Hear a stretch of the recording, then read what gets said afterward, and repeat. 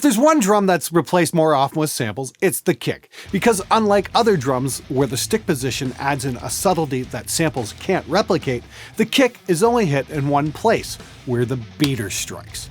It's much easier to get away with a sampled kick. Of course, this leads to all sorts of abuses where guys pull off these amazing killable kick runs. Yeah, that's because the sensitivity is cranked up on their triggers and they're hitting the kick drum with a feather. Most of these guys can't pull it off on a real kick, and when they do attempt it, the kick winds up sounding like fucking garbage. So how does one get a great acoustic kick drum sound for metal? It's actually fairly straightforward.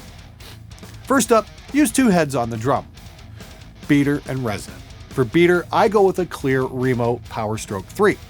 And for resonant, I go with an ebony Power Stroke 3 with a hole placed off the center. This is to create a natural compression in the drum sound.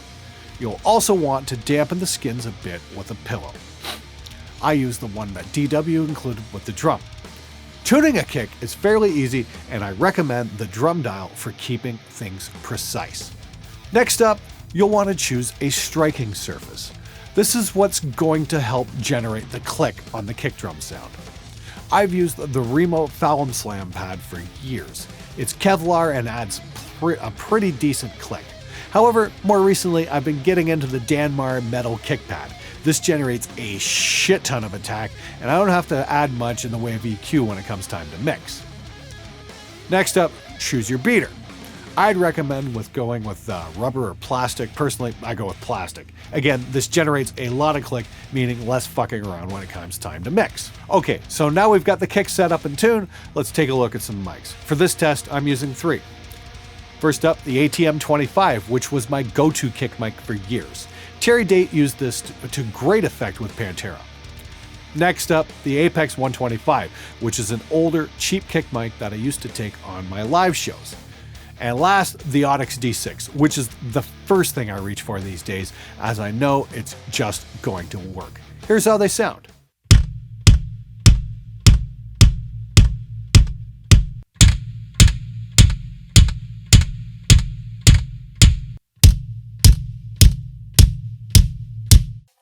For my taste anyway, the Audix is the clear winner.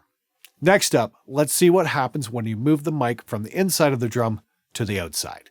Remember, you'll have to deal with more bleed issues from the rest of the kit when you move the mic outside of the drum.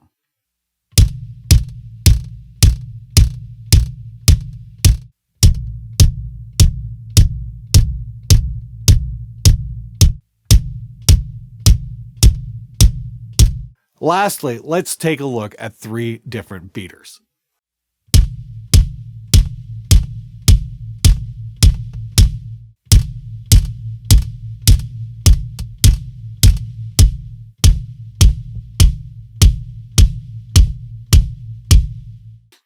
Again, each one has its own effect on the drum, especially in the attack.